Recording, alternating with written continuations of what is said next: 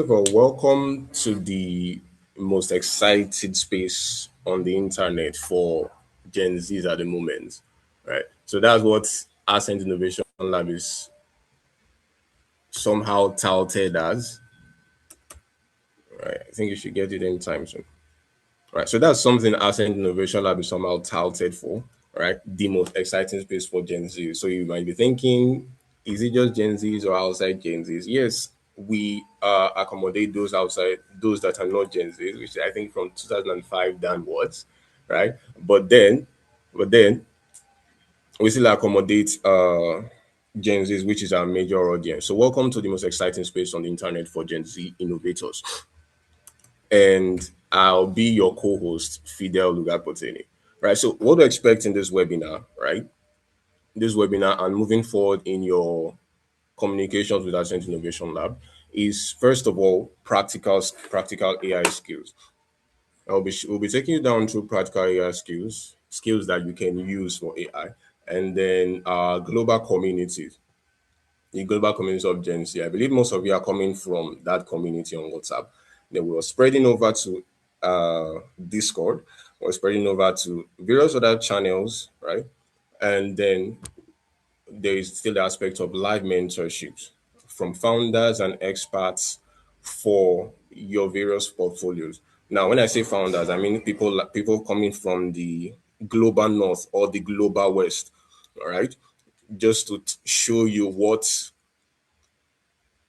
AI is helping them do in their various locations. Because I believe you bear with me, or you be a witness, right? That something that differentiates we here in Nigeria from those in a different country entirely, in developing countries per se, all right, is a knowledge gap, right? So the persons that are actively there, the persons that are actively in these communities, right? So we're bringing them here and making them show you what it is that AI is helping them do over there, right? So that you can still implement it here in Nigeria, in Africa, or as it were, emerging economies.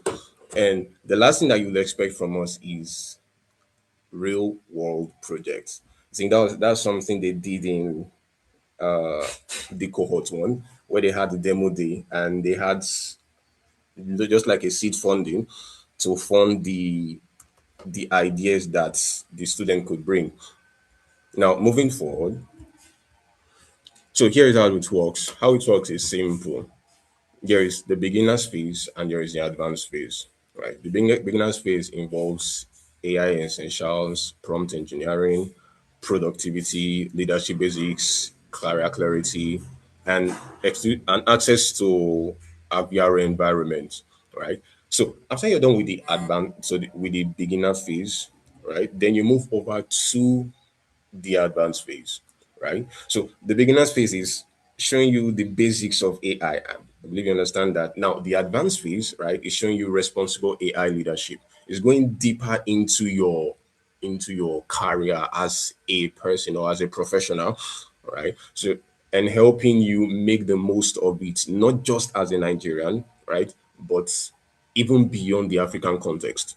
Now, so responsible AI leadership, there is AI agents, there is entrepreneurship, and lastly, all right, there's entrepreneurship, and then there is strategic thinking. I remember when I mentioned earlier that you, especially in this beginners course, for those of you that are registered, you'll be made to, you'll be led to think about a real world problem and develop a solution out of it. And that solution could be funded depending on how you present it and all of that, right? So basically, that's pretty much it for for this aspect. So moving forward, your capstone journey, this is how it's going to look like, right? Highlighting the last one, identify reward projects, right? Build your AI driven solution, right? So essentially, there are four steps. So identify reward project, build your AI driven solution, launch your prototype, all right, and earn your certification and recognition.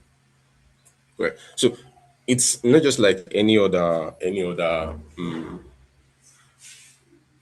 emerging tech course or AI course that you've seen on the internet, right? This is some as it were, right? So these are your mini tribe, right? We believe that we believe that in essence, learning alone is slow, right?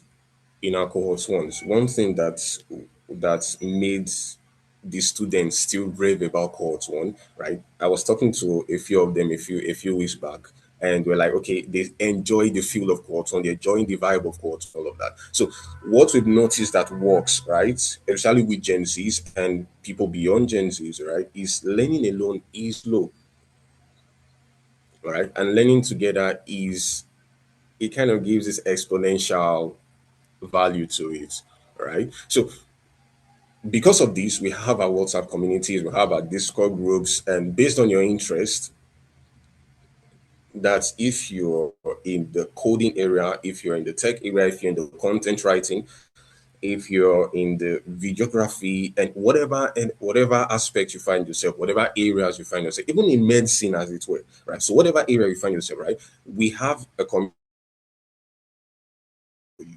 so beyond that, we have dedicated mentors and ambassadors for each group, right? Moving forward into this cohort too. So, and beyond that, there are collaborative weekly challenges, there are networking events, there are exclusive content, there are even rewards, right? Rewards in the space of this cohort too, right? That would ensure that will help you make the most out of it. So not just we are not just rewarding for rewarding sake, right? Is to help you make the most out of it. Can you guys still hear me? Can you still hear me? Fidel, we can still hear you, but your video is cutting off. It's cutting off. All right. So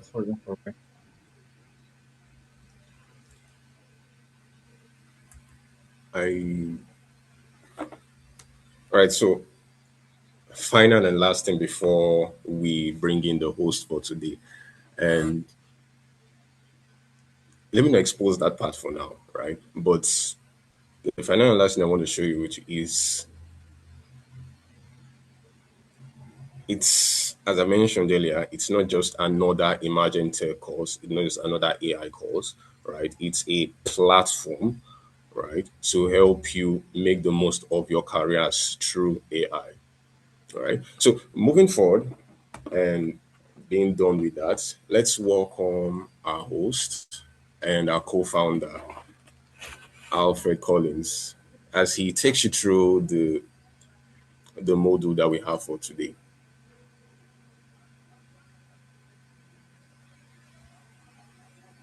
And thank you very, very much, Fidel. I don't know why your video feed just went frozen again, but hello, everyone. My name is Alfred, and it's great to be here today.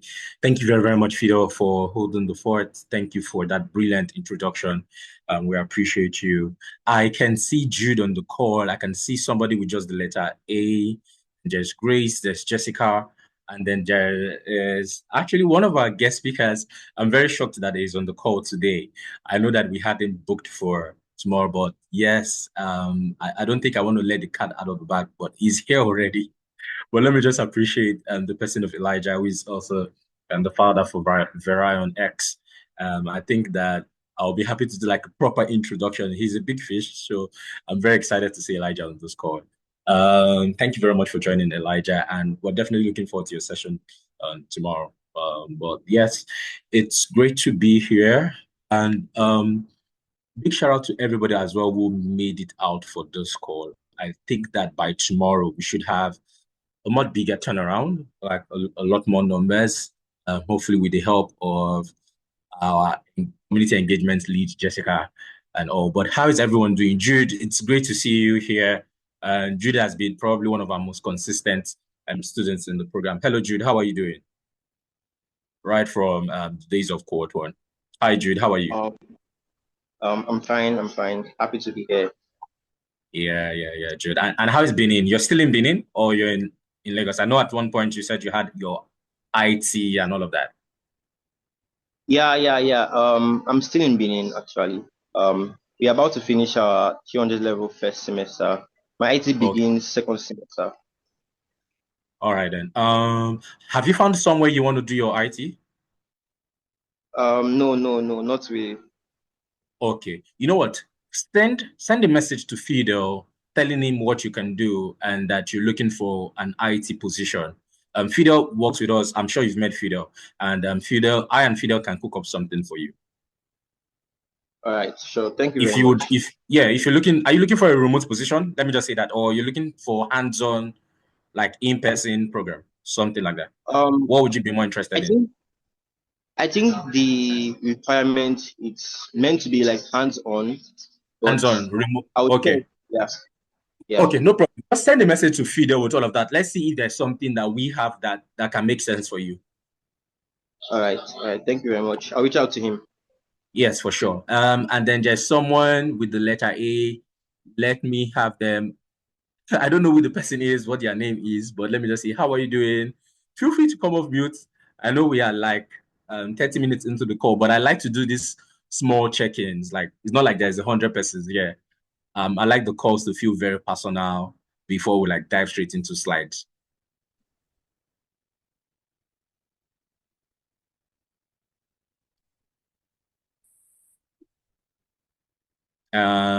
Person with letter A, I can see your mic coming off and on. Good Feel free day, to just sir. do an intro. Hi, yeah, good day. My name is Alfred. You don't need to add the sir to it. How are you doing? I'm fine, sir. Thank you. Nice to meet you. What's your name? My name is Abdulatif. Oh, Abdulatif. Are you a part of the current cohort, the ongoing cohort too, that we just kickstarted? No, I saw the link on my school group, on the Oh, group I'm in, beautiful. so Just joined. I picked interest. Yes, thank you. Beautiful. We're happy to see you, Abdulatif. And I'm happy to know that your name is Abdulatif, not A. So I was wondering what the full meaning of A is. And then we Thank also you. have, yes, Abdulatif. Thank you very much for joining. And I'm looking forward to you participating in the second cohort for sure. Okafor Chisom is also here. I see that you just went off. You turned off your video, but thank you for joining us, Okafor Chisom. All right then. Everyone, thank you very much once again for joining.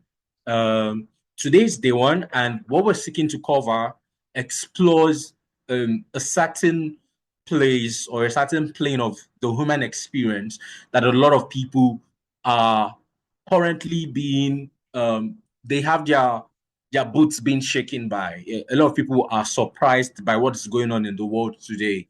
The world that we live in today is entirely different from the sort of world that existed 10 years ago, 15 years ago, 20 years ago.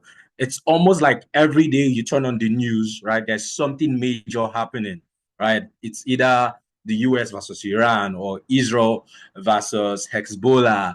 And then when you turn to space like sports, there's something there. Then when you turn to a space like fashion, then when you come to tech itself, there seems to be like rapid advancements across all facets of life. And I don't know if any other person has noticed that, but for sure, it's something that is ongoing. If you watch the news, if you watch the media reports on social media, for example, if you watch what people are posting about, there is so much that is happening.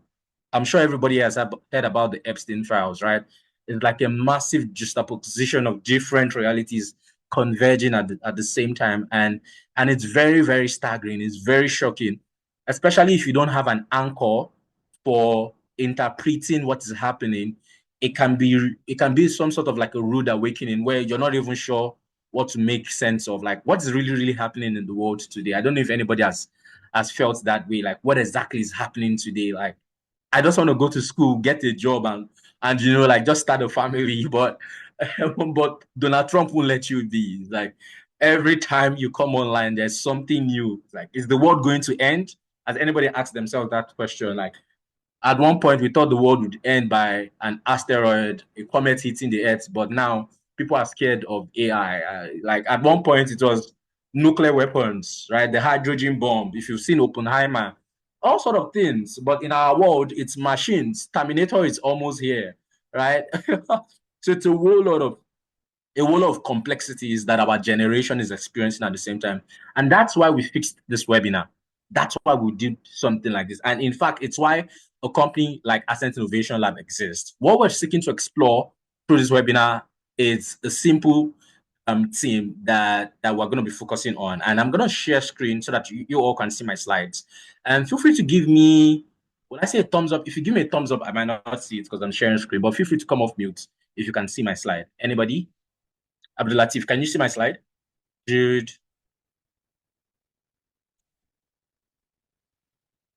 Yeah, I can see it. Yes, you can. All right, then. That's beautiful. Okafor Chisom, thank you as well. What we're seeking to explore is a simple term. We call it a brave new world. If you've ever heard the term New World Order, what that simply means, or if you're even looking at this topic right now, what it simply means is there's always been an old world, a world that we're used to, a world that was replete across history, a world that humans experience. But what we're trying to present through this 2-day webinar, today's the one, is to share with people out there, and as many people as on this call and anybody who's going to be watching this recording in the future, is that the world that you know is far gone. And what exists right now is a new world that has never existed before. Nobody in human history has experienced the world the way that you on this call right now, or you watching this video recording, is experiencing the world. The world you're experiencing right now is something being shaped by what I call frontier technologies or exponential technologies. And they are shaping the human experience. They are shaping what it means to be a human being, right? And they are shaping how we interact with the world with us, how we communicate, how we think, how we feel, how we talk, how we travel, how we walk, and how we make money, how we even relate with people. It's an entirely new perspective. It's not the same as what has always existed. So I'll go straight into the next slide here. What exactly is the human experience? And for everybody on this call, I would love for you to contribute as well. This is going to be a very interactive class. You're going to love it. Absolutely love it. Have you ever pondered on what exactly makes you human? That's something you've pondered on. If I ask you a question, what does it mean to be a human being? What are you going to say? Let me go through my guy, our social media director, Jessica. Let me start with Jessica. Jessica won the overall best graduating student for our first cohort. So I'm sure this question is, Jessica is probably going to break it down for us. Jessica, what do you think it means to be human? And for every other person on this call, I just want you to ponder on it. Is this a question you've ever asked yourself?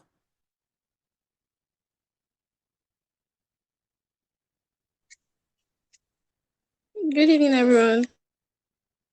Hi, Jessica. Good evening. Yeah, go for it.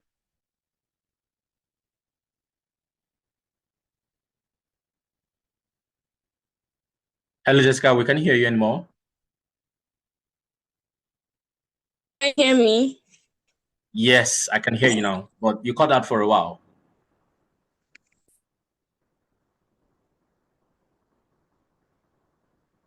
Okay, I think your network is really bad. Can you hear me, Jessica?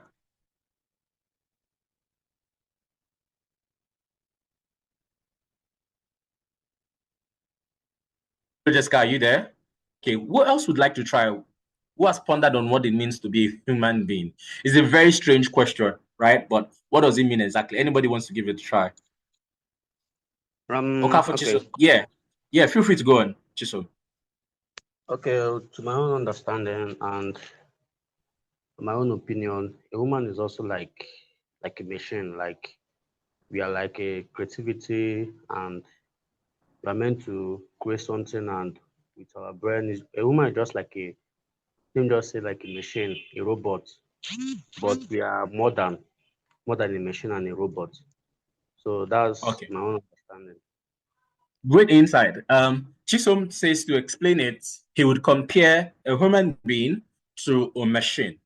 But the difference, I think, according to what Chisom is saying, is that we can create, we have the ability to be creative.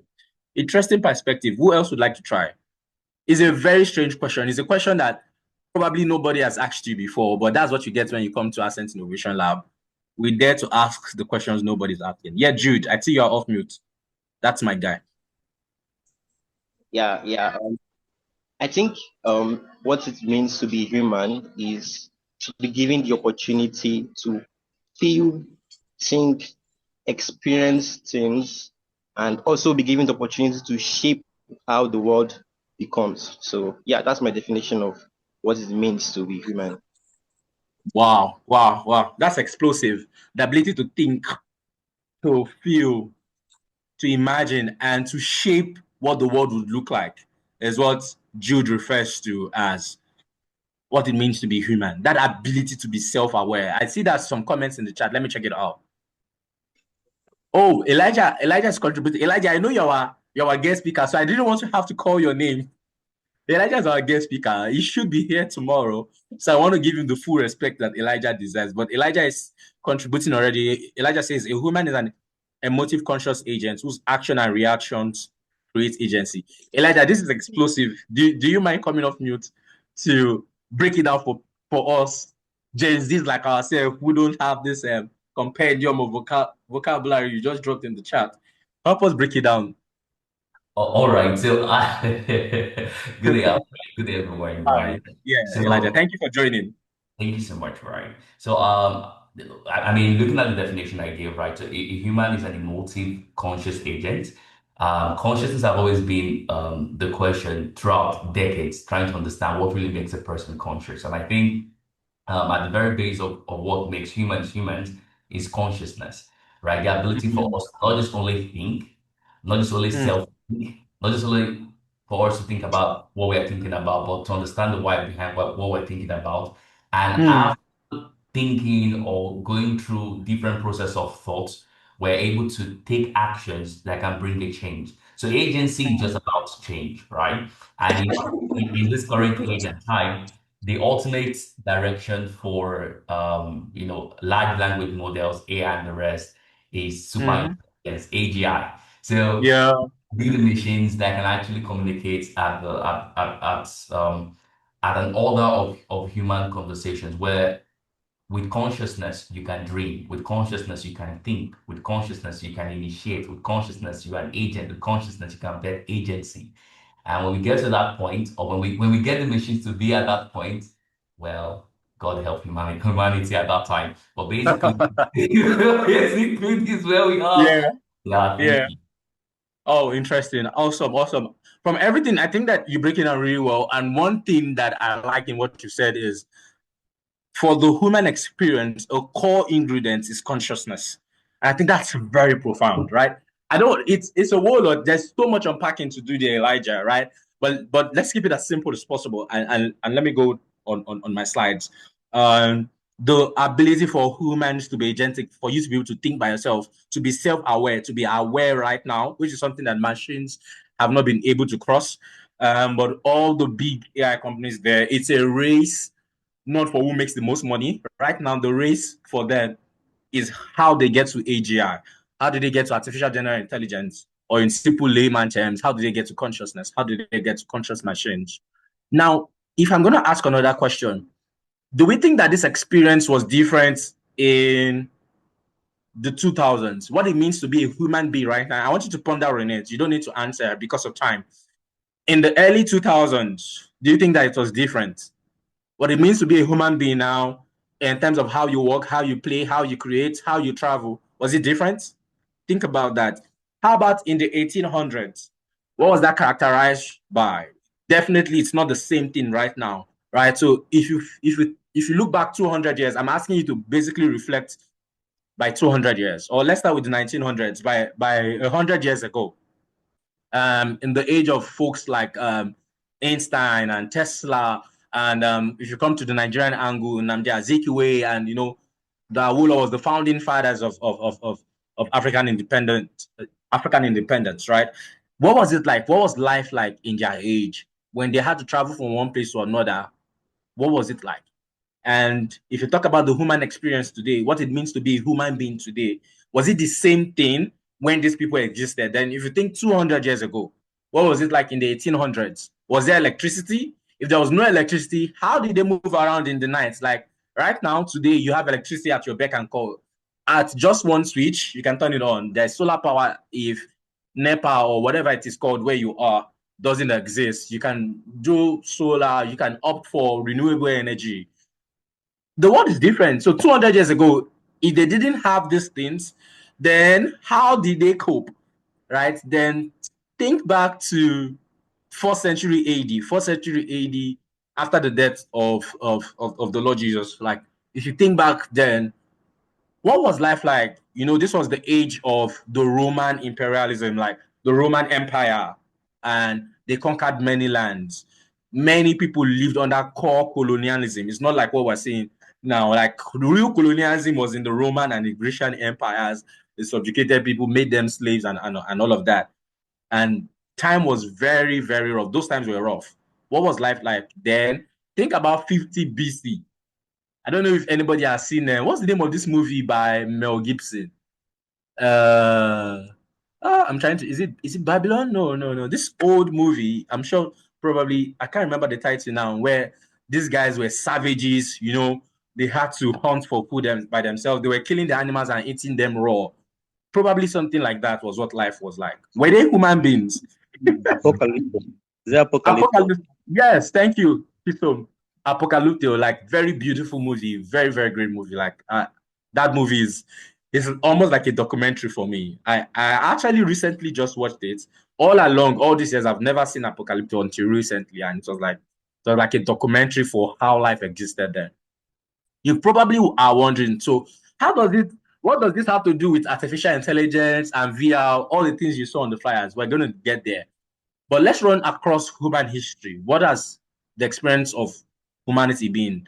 Right now, if you go backtrack thousands of years ago, in fact, 10,000 years ago, the first set of humans who walked on this planet called Earth, their main concern was for survival. There was nothing about making money, nothing about what are all the fancy things? Wearing a suit the way I'm doing right now, or a fancy glass or a wristwatch, you know, checking what the time was. They had no reference point for that apart from sunrise and sunset. Buying cars, there was nothing like that. You know, the world is very materialistic today. 10,000 years ago, it was nothing like that. The main concern, what it meant to be a human being, was that you survived. You escaped. If you've seen Apocalypto, like Chisom just said, you were trying to escape a she-bear chasing you. You were trying to escape a tiger on a Friday. By the time, that's if they even knew what Friday was. By Friday, you are trying to escape a tiger chasing you. By Sunday, you're hunting for what now? You're hunting for a whale. You're trying to kill a whale in the ocean.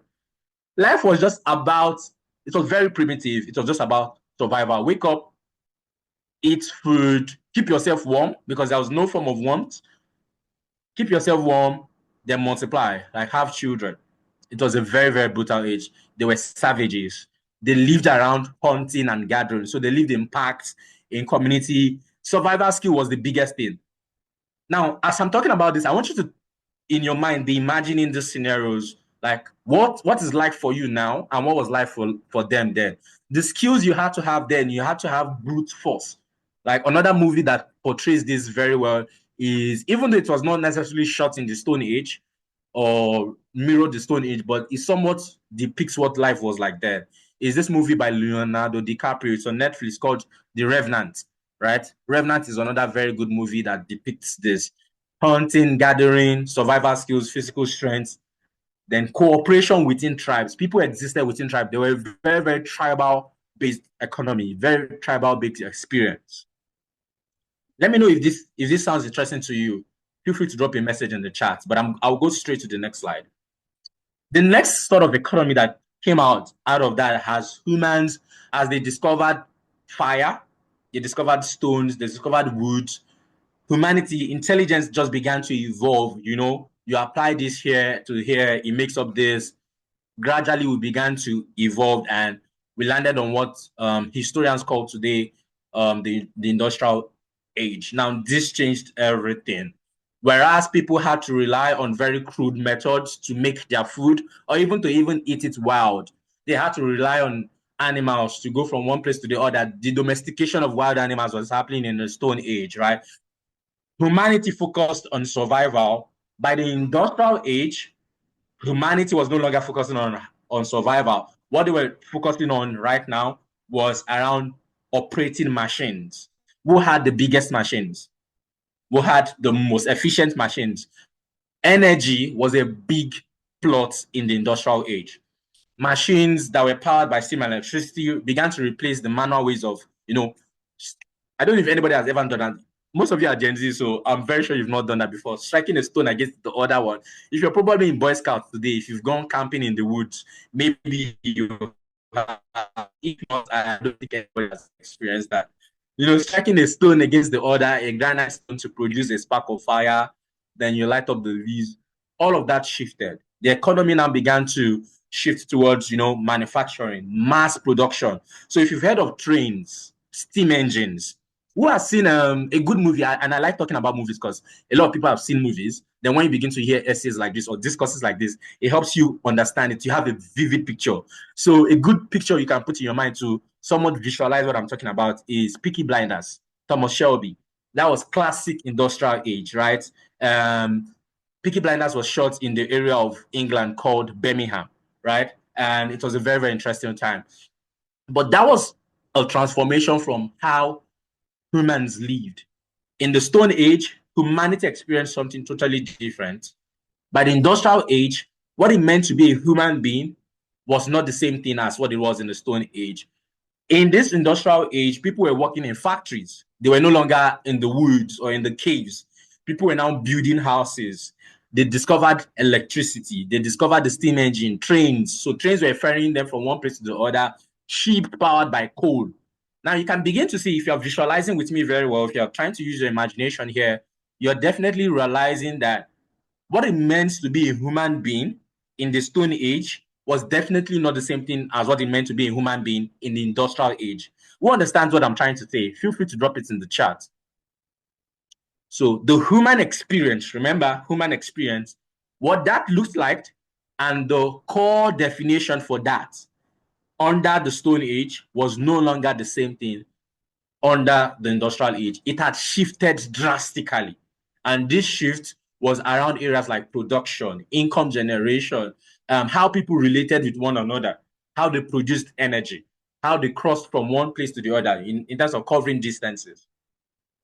And the skills you had to have was no longer, survival skills. You now had to know how to power these engines or to create them, right? So people like Nikola Tesla made, they were the dominant force. Thomas Edison, another good documentary, I love documentaries a lot, is The Men Who Built America. It covers a whole lot around the industrial age. Very beautiful movie.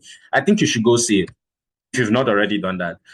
Now, if you run another 200, 300 years from the industrial age, it will land you in what is referred to today by historians as the information age, right? Now, the way the human experience was in the Stone Age, the industrial age, was no longer the same thing in the information age. In the information age, I'm sure everybody has heard about Bill Gates. People like Bill Gates were the one who were the wealthy. They were the leaders of the human pack. So while in the Stone Age, the person with a big chest and maybe they owned what now? Bears and wolves. They have to tame wolves. If you own like 10 wolves and 15 wolves, you were probably the leader of the pack of tribes in your own area. In the industrial age, you had to own large machines. You had to own patents to factories. You had to own factories that employed 10,000 people. Sometimes some of them even employed more than 5,000 and there are above. But in the information age, how wealth was distributed was entirely different.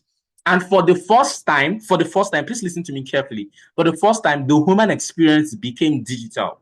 Now, in both the Stone Age and in the Industrial Age I just covered, the human experience was largely physical, meaning that it had to do with your body, right?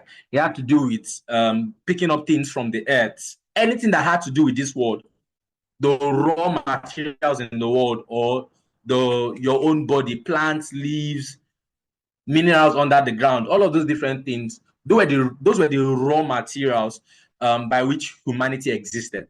But in the information age, our experience was no longer anything tied to what we could find underground or what was in nature. It was now digital. It was now, in a sense, abstract, right? It was relegated to mobile phones and computers. And the people who mastered these machines, this kind of machines, that's phones and computers and the internet, were those who made the most money. They were those who led humanity, right? Whether maybe not necessarily as a king, but they were founders. They built companies, they built products, they built new industries. This industry is centered around software, data, digital communication. I remember a very funny story. I don't know if this story is true. And we're currently recording. But I'm going to share this story. Maybe if they ever write an email to us, Fidel will be the one to answer. So I heard a story about when GSTV was going to come to Africa for the first time. They wanted to bring it to Nigeria, but the president of Nigeria at the time, so I'm not going to mention any names, in the early 2000s, refused for the company who brought DSTV to bring it to Nigeria. You know, the main point where DSTV is today in Africa is where? Who knows where DSTV is? Like their headquarters and where they distribute communications from. Who knows where they're currently based in? Anybody? Let me check the charts.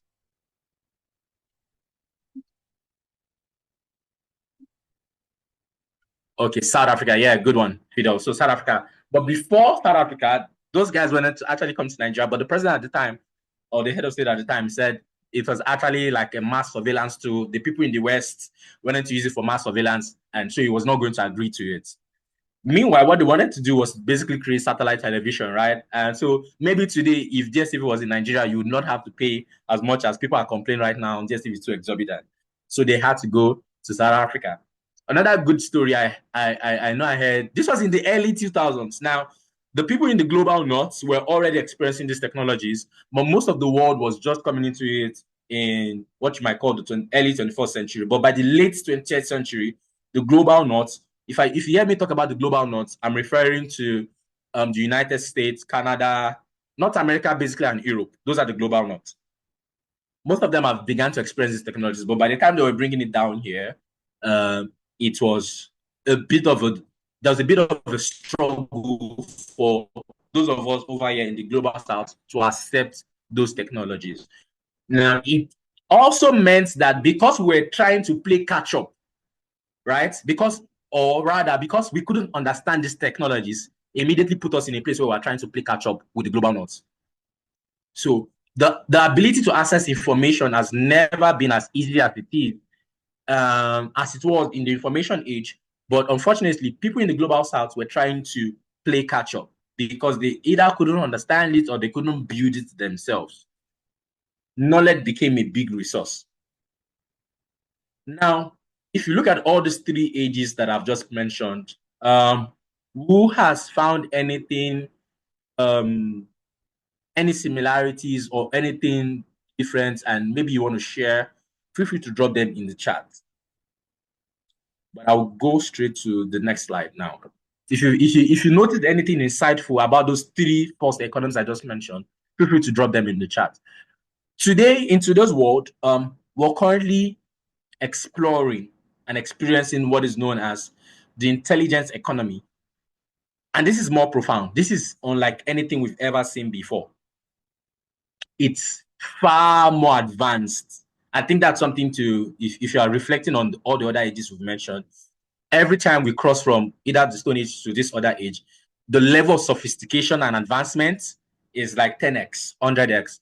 For the first time ever, this is no longer 10x or 1x or 2x or 100x. It's like 10,000x, 10,000 level advancement.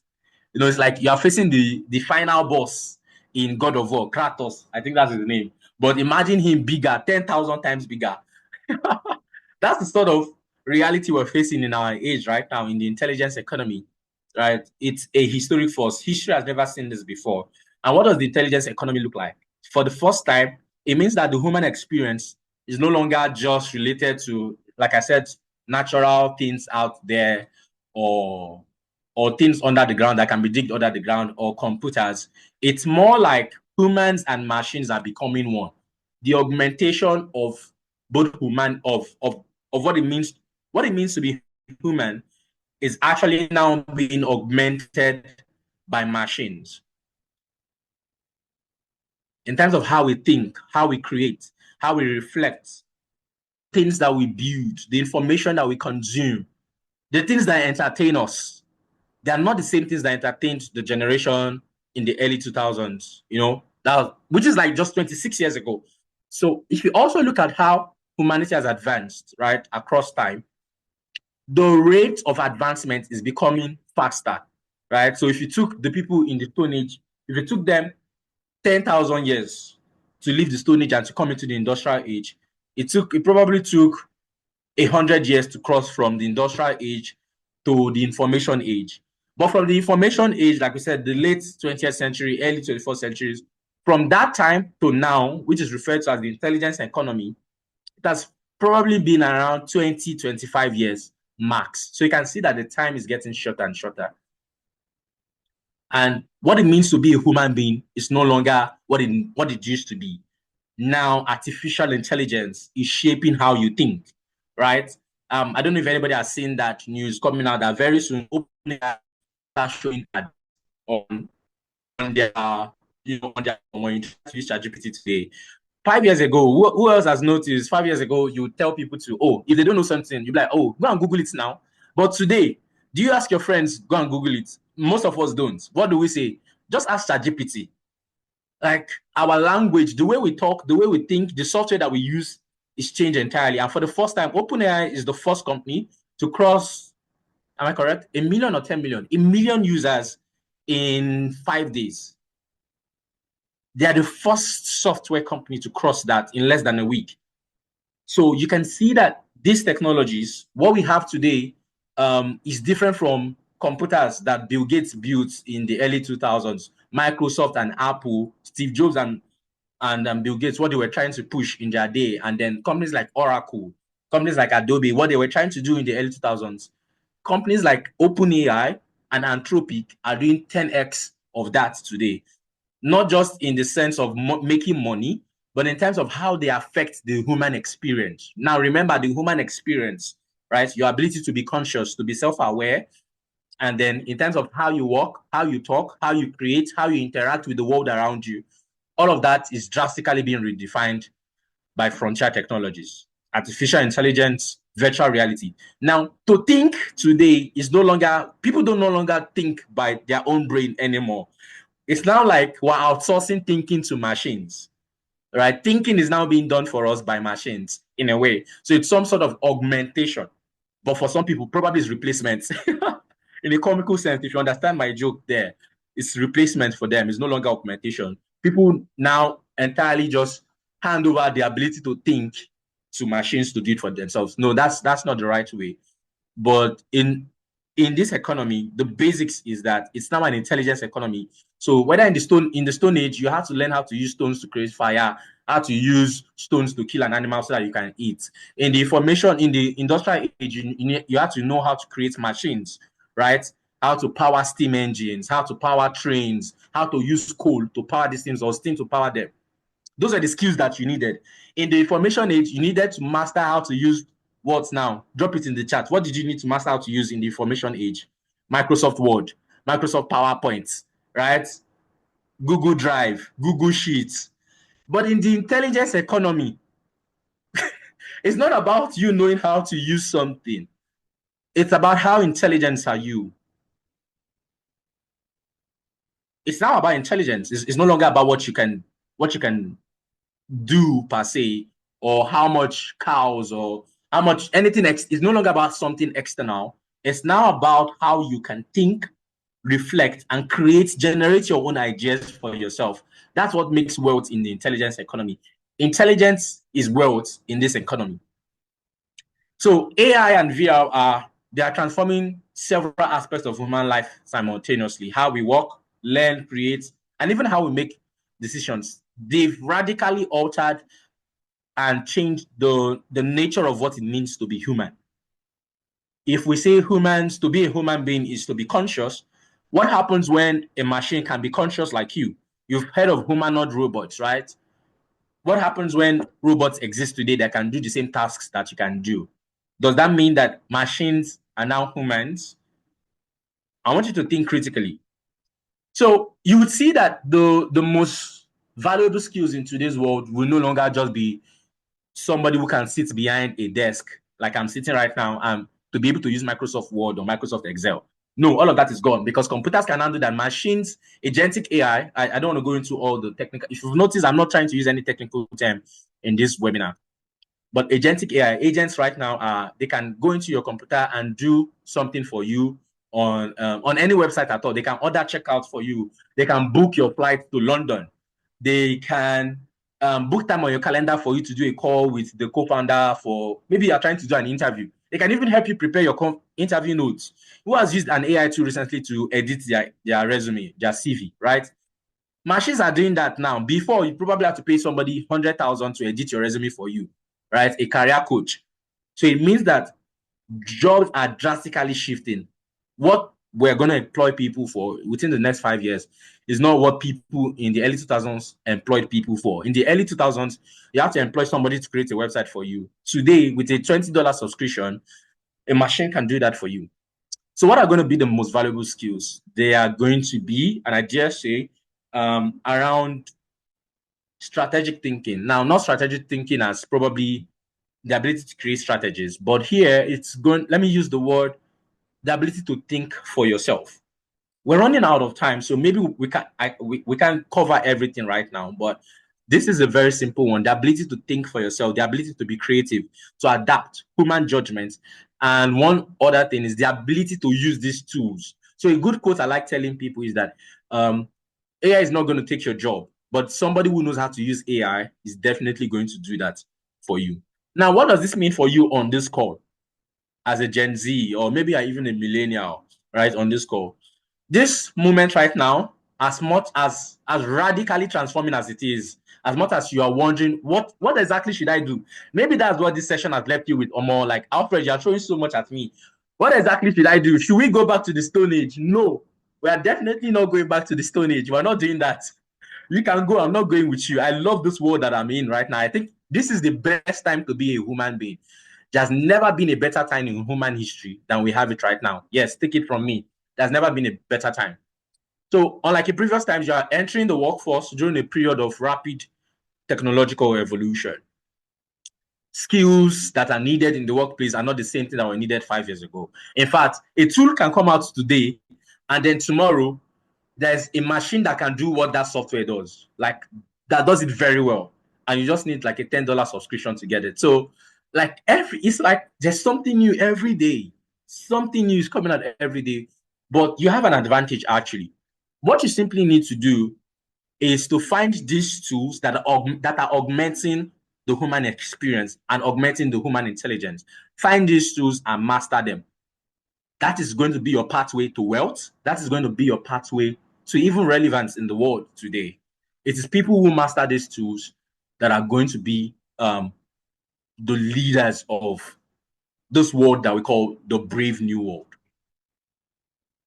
So instead of spending time trying to master, people spent months trying to master software, or trying to, in the Stone Age, you had to teach your son how to kill a fish, how to go hunting, how to shoot the arrow. All of those things were primitive. The same thing today in softwares like, what software are primitive today?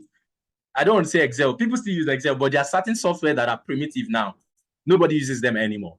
Imagine if you were going to, in the early 2000s, who has seen The Godfather? Movies like The Godfather, if you had to shoot an aerial view, people had to stay in a helicopter with a camera, right, to shoot those sort of aerial shots. If you watch lots of Jackie Chan movies or Jet Li movies where they were climbing high-rise buildings, how they shot those shots was not from the ground. They shot them from the top. People had to be in helicopters to shoot them. But how do you think that's being done today? It's being done by drones. It's the same thing so that's for movies. It's the same thing for work. It's the same thing for school as well, even though our curriculum in this part of the world is still trying to catch up. But this is what it means when we talk about a brave new world. This is what the world around you is today. This is what reality is. It's totally different. So it leaves you in a place where you're wondering, how do I become relevant? how do I find my place in the world? And those are very, very good questions. Those are very genuine questions. So I'm going to stop sharing slide here right now to allow you ask me questions, and I will be happy to answer them. Or we close here and then we close here and prepare for tomorrow. We have one more session to go tomorrow, but this has been a very, very fascinating one. Anybody want to ask a question? Agbe Emmanuel, I see you on the call. Then there's Osa. Okay, I think Osa joined late. I think Fidel and Grace and Jessica as well. Anybody want to ask a question? Let me check the chat.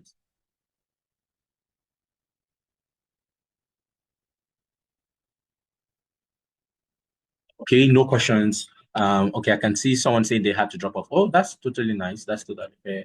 Yeah, Agbe Emmanuel, South Africa. Yes, I think that's in reference to DSTV. Yes, South Africa. So this has been a very, very exciting call. But Mano, I know you joined late. Do you want to say anything? How was the session for you? We have one more session to go tomorrow, where we'll have some of our speakers. Elijah joined the session today, but he will be covering virtual reality tomorrow. And it's going to be a very, very interesting session. And I want you to come with questions if you have questions. And these are sessions that we do to help people think. It's more than just come and learn how to use this tool. No, it's to help you think about what is happening in the world today. Go beyond the noise, go beyond everything that's happening on social media, and truly reflect about what your place is in the world today. And that's exactly why what we're building at Ascent Innovation Lab is important.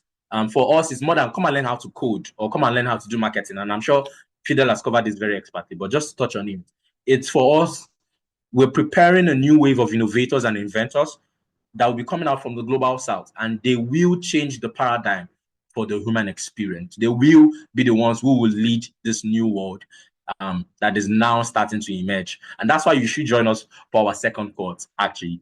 All right, then. In the place of no questions, in the absence of any questions, my name remains Alfred Collins. We'll be here tomorrow. I think tomorrow we're starting pretty much later in the evening, right? Somebody give me a thumbs up. Jessica Fido, we're starting, should be 7 p.m. or 8 p.m. rather. 8 p.m. Actually, should be 8 p.m. We're starting by 8 p.m. Yes, we're starting 8 p.m. Yes, thank you very much, Fidel. 8 p.m. GMT plus one. We'll kick off with guest speaker tomorrow. All right, then. Thank you. Yeah, someone wants to say something? Okay. Thank you all very much for joining. Thank you for taking our time from your Friday evening. I hope that you have a wonderful, wonderful rest of your evening. Do get some rest. And peace out from me. I'll see you tomorrow. Thank you all very much.